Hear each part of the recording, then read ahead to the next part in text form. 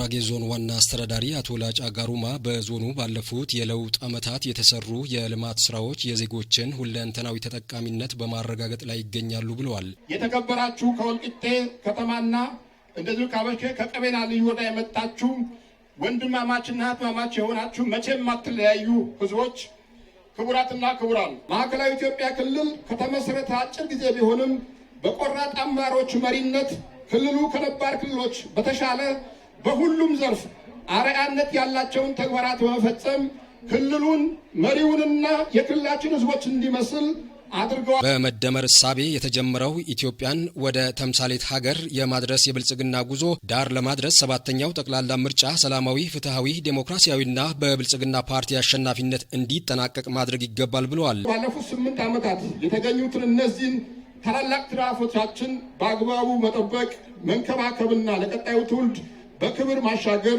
የዚህ ትውልድ ታሪካዊ ኃላፊነትና የዜግነት ግዴታችን ነው። በመደመር እሳቤ ጸንተን የጀመርነውን ኢትዮጵያን ወደ ተምሳሌት ሀገር የማድረስ የብልጽግና ጉዞ ዳር ለማድረስ ሰባተኛ ሀገራዊ ጠቅላላ ምርጫ ሰላማዊ፣ ፍትሃዊ፣ ዲሞክራሲያዊና በፓርቲያችን ብልጽግና አሸናፊነት እንዲጠናቀቅ ማድረግም ይኖርብናል።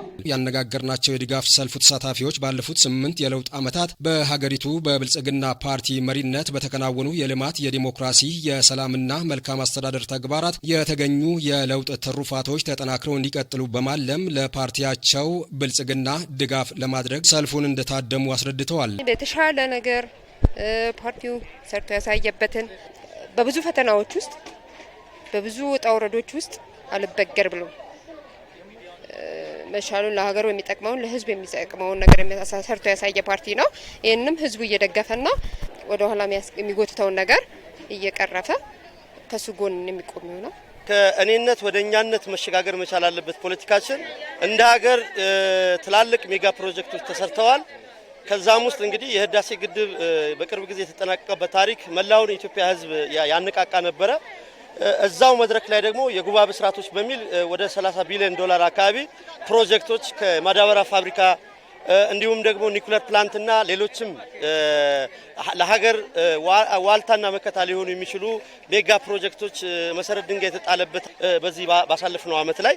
ስለዚህ እነዛ ሜጋ ፕሮጀክቶች ያው የኔነት ስሜት በመላ በኢትዮጵያዊ መንፈስ ይሄ የብልጽግና ትሩፋት ነው በሚል ወስደነዋል። ክለውም ምርጫው ሰላማዊ፣ ነጻና ፍትሃዊ እንዲሆን በሚደረገው ጥረት የድርሻቸውን ለመወጣት መዘጋጀታቸውንም ተናግረዋል።